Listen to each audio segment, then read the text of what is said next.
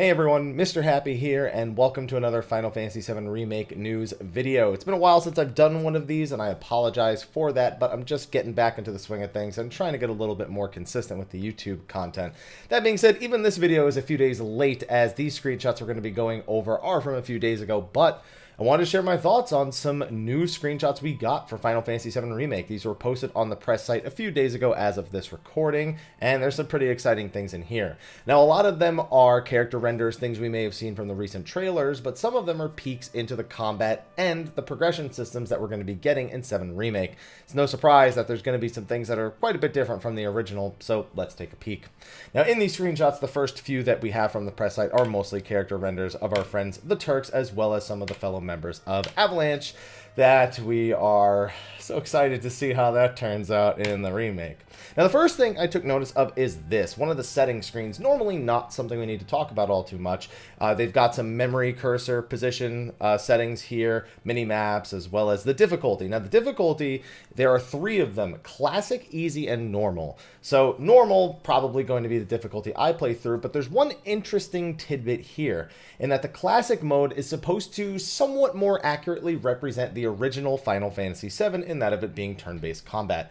Basically, your characters will automatically attack and defend, and all you'll be doing is actually pushing in commands. So basically, it's almost as if you were playing the original Final Fantasy VII, but while you were waiting for the ATB gauge to fill, your characters were automatically attacking and defending.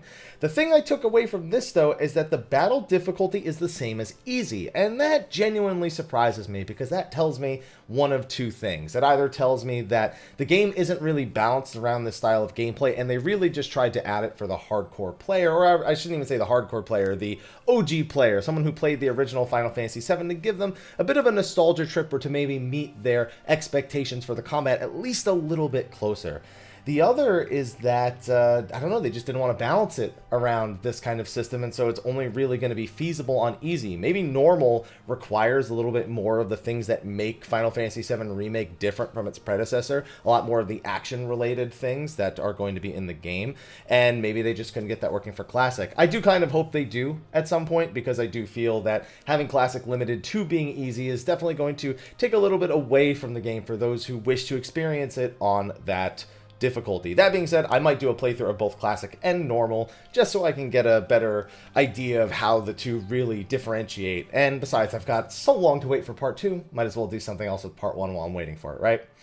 That being said, we move over to a few more screenshots. This is nothing new, just him fighting a few of the Shinra guards with a few attacks. He's going back and forth between Operator and Punisher mode. We've made videos about those in the past since it was revealed at E3.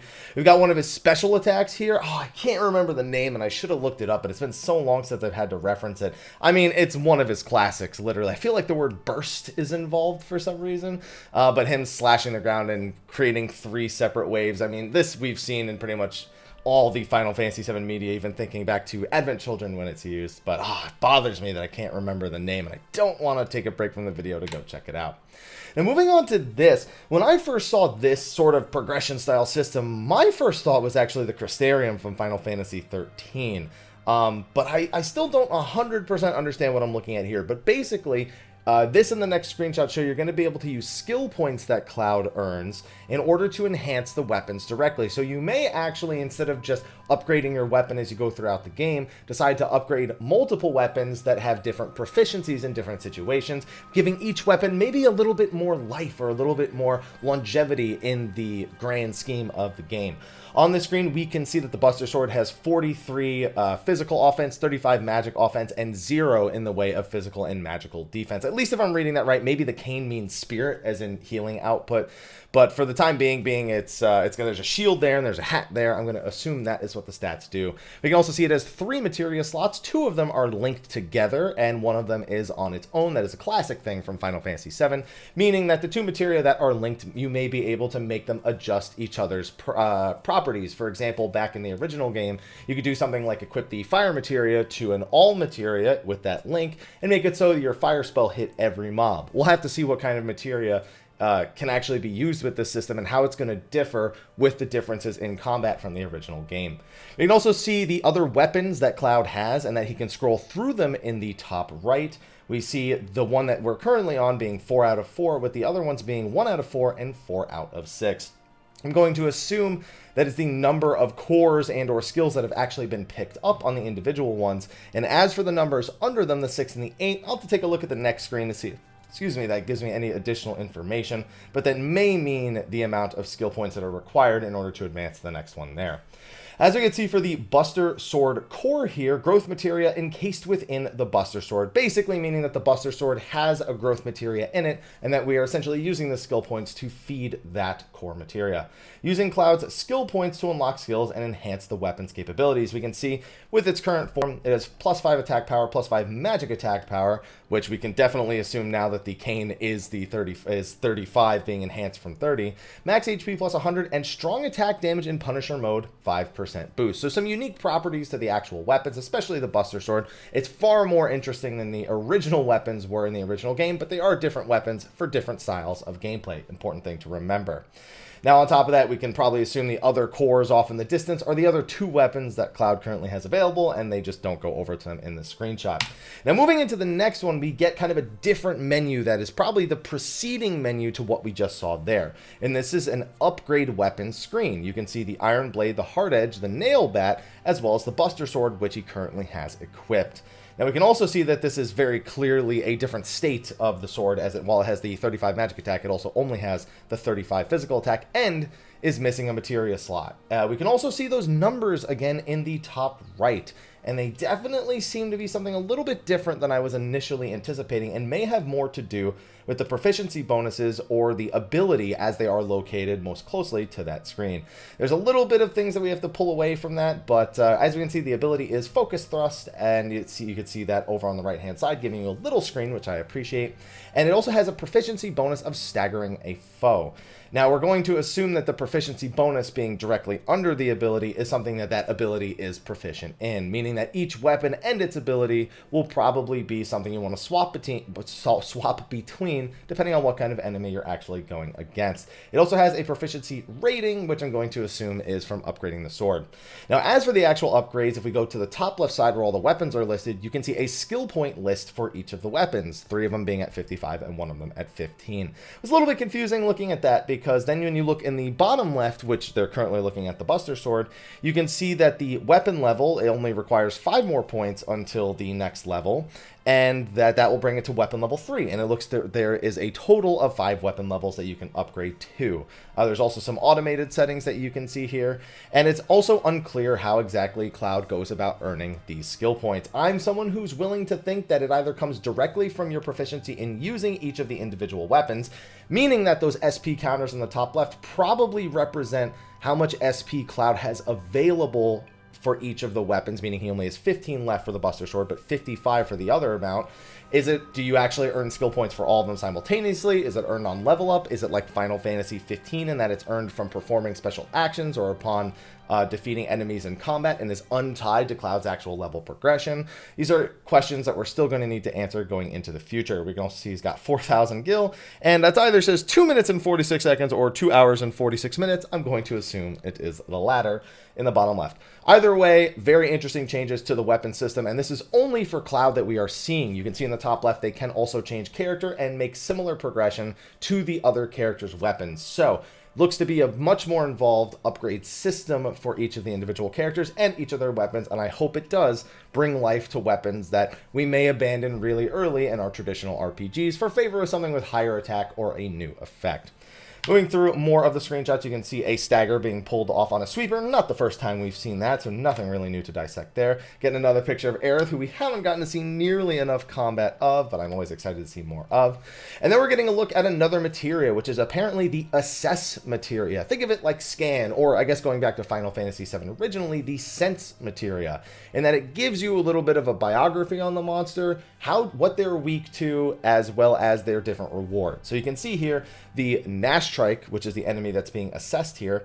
It says there's a large bug large bugs that like dark confined spaces. That's what I was doing wrong. Usually encountered in tunnels and the plate interior, they spew sticky threads from their mouth parts that ensnare their prey.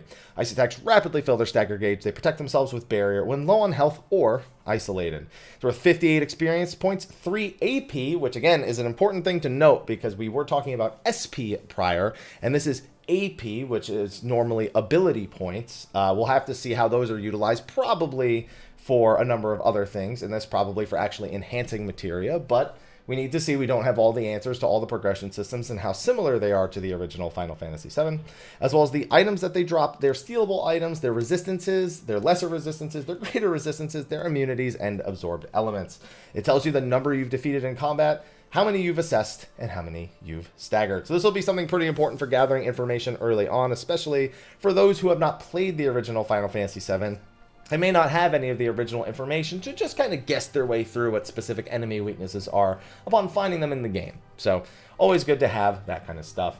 We also got a look at Summon, Chocobo, and Moogle. Now we have gotten some gameplay on Ifrit and Shiva already at this point, so this isn't anything really new, but it is a more detailed look specifically at the models for Chocobo and Mog, which we again have already seen before this, but we're seeing them in-game.